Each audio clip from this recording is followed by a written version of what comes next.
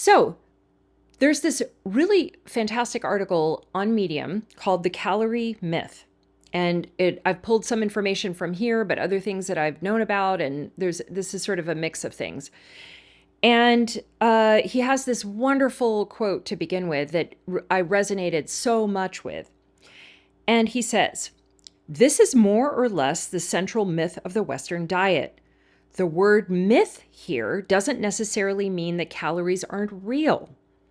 It just means that calories are a story around which we organize our Western beliefs and values, just like ancient societies that had their own culture shaping myths about why it rained and which spiritual beings ran the show." I love this quote. It's so funny and it's so true.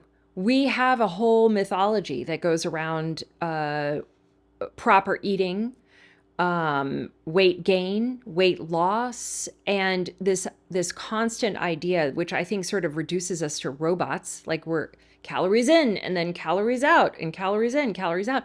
Well, the world and you are far more complex than that. And what's interesting is simultaneously the remedy is actually much more simple than counting calories. If you've ever found that process exhausting, believe me when I tell you, you are not alone. It's one of the key reasons that people end up dropping this is that they really, really hate doing it.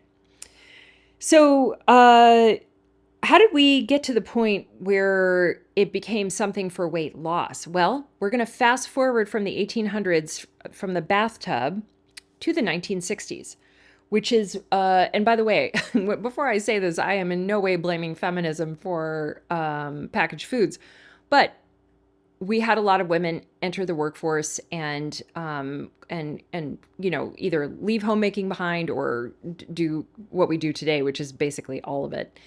And companies stepped in with their products, their food products, to make life easier, right? Like prepared meals, powdered orange juice, and all the things that we know as the precursor or the beginning of modern food processing. So the 1960s is really where that started ramping up.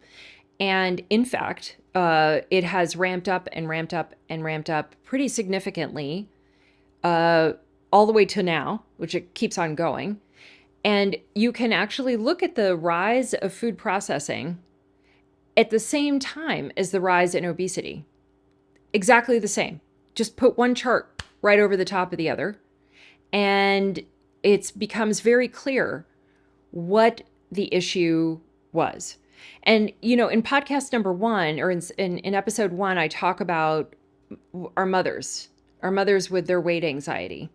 What I didn't talk about in that is that our mothers were not uniquely flawed either.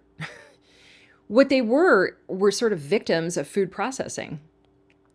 And they had weight anxiety and they began the culture of diets. And then, by the way, okay, so now we're fast forwarding because companies serve us food on one end that creates a problem metabolically. And then on the other, now we've got diets.